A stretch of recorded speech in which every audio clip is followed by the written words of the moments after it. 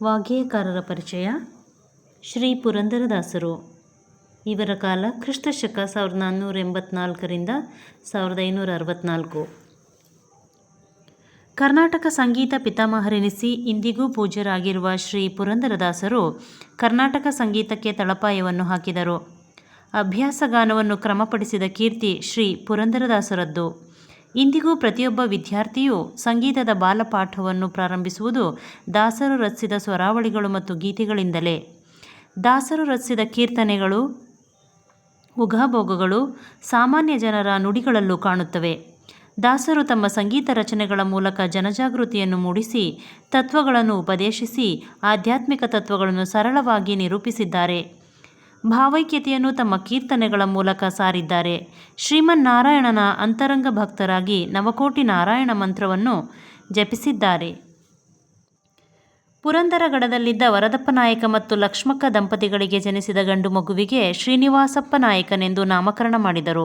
ಬಾಲ್ಯದಲ್ಲಿಯೇ ಸಾಹಿತ್ಯ, ಸಂಗೀತ, ಸಂಸ್ಕೃತ, ವೇದ, ಪುರಾಣ, ಉಪನಿಷತ್ತುಗಳಲ್ಲಿ ಹಾಗೂ ಅಲಂಕಾರ ಶಾಸ್ತ್ರಗಳಲ್ಲಿ ಅಧ್ಯಯನವನ್ನು ನಡೆಸಿ ಪಾರಂಗತರಾದರು. ನಂತರ ತಂದೆಯ ಚಿನಿವಾರ ವೃತ್ತಿಯನ್ನೇ ಮುಂದುವರಿಸಿದರು. ಸುಸಂಸ್ಕೃತಳಾದ ಕನ್ಯೆ ಸರಸ್ವತಿಯನ್ನು ಪ್ರಾಪ್ತ ವಯಸ್ಸಿನಲ್ಲಿ ಮದುವೆಯಾದರು. ಕಾರಣಾಂತರದಿಂದ ಮೂಗುತಿಯ ಪ್ರಸಂಗ ಒದಗಿ ಬಂದು ತಾವು ಗಳಿಸಿದ ಅಪಾರ ಐಶ್ವರ್ಯವನ್ನು ದಾನ ಮಾಡಿ ವ್ಯಾಸರಾಯರ ಶಿಷ್ಯರಾದರು. ಪುರಂದರ ವಿಠಲನ ಭಕ್ತರಾಗಿ ಪುರಂದರದಾಸರೆನಿಸಿದರು. ದೇಶದ ಎಲ್ಲೆಡೆ ಸಂಚರಿಸಿ ತಾವು ರಚಿಸಿದ ಕೀರ್ತನೆಗಳನ್ನು ಹಾಡಿ ಜನಮನವನ್ನು ಗೆದ್ದರು. ಕರ್ನಾಟಕ ಸಂಗೀತಕ್ಕೆ ಅವರಿತ್ತ ಕೊಡುಗೆ ಅಪಾರ. ಪುರಂದರ ವಿಠಲನ ಅಂಕಿತದೊಡನೆ ಗೀತೆ, ಸುಳಾದಿ, ಉಗಾಭೋಗ, ಕೀರ್ತನೆ, ವೃತ್ತನಾಮ, ಪದ, ಗದ್ಯ, ಶ್ಲೋಕಗಳೇ ಮುಂತಾದ ಹಲವಾರು ರಚನೆಗಳನ್ನು ಅಪಾರ ಸಂಖ್ಯೆಯಲ್ಲಿ ರಚಿಸಿದರು.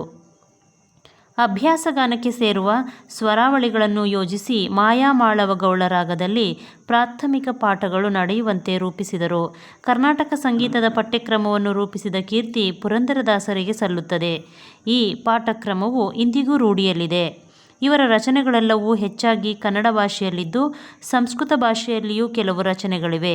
ತಮ್ಮ ಕಾಲದಲ್ಲಿ ಬಳಕೆಯಲ್ಲಿದ್ದ ರಾಗ ತಾಳಗಳಲ್ಲೇ ರಚಿಸಿದ್ದಾರೆ. ದಾಸರ ಕೀರ್ತನೆಗಳನ್ನು ದಾಸರ ಪದಗಳು ಮತ್ತು ದೇವರ ನಾಮಗಳೆಂದೂ ಕರೆಯುತ್ತಾರೆ. ಸುಮಾರು 5 ಲಕ್ಷ ರಚನೆಗಳನ್ನು ರಚಿಸಿರುವರೆಂದು ವಿಜಯದಾಸರು ತಮ್ಮ ಕೀರ್ತನೆಯೊಂದರಲ್ಲಿ ತಿಳಿಸಿದ್ದಾರೆ. ಗುರುಗಳಾದ ವ್ಯಾಸರಾಯರು ಇವರ ಸಂಗೀತ ರಚನೆಗಳನ್ನು ಪುರಂದರೋಪನಿಷತ್ ಎಂದು ಕರೆದರು. ನಾರದಾಂಶ ಸಂಭೂತರೆನಿಸಿ ಪುಷ್ಯ ಬಹುಳ ಅಮಾವಾಸ್ಯೆಯೆಂದು ಶ್ರೀಮನ್ನಾರಾಯಣನ ಪಾದಾರವಿಂದವನ್ನು ಸೇರಿದರು. ದೇಶದಾದ್ಯಂತ ಅವರ ಆರಾಧನೆಯನ್ನು ಇಂದಿಗೂ ಆಚರಿಸುತ್ತಿದ್ದಾರೆ.